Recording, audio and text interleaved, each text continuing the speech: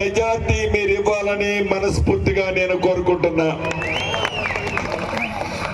ఈ పార్లమెంటు ఎన్నికలైన మరుక్షణం స్థానిక సంస్థలు, గ్రామ పంచాయతీ సర్పంచులు, ఎంపీటీసీలు, జెడ్పీటీసీ ఎన్నికలు కూడా రాబోతున్నాయి.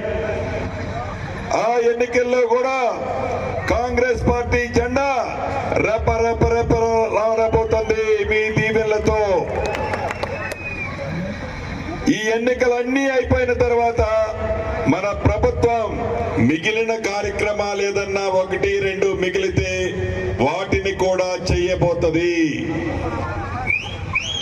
కాబట్టి ఈ కార్యక్రమానికి హాజరైన ముఖ్య కార్యకర్తలైన మీరందరూ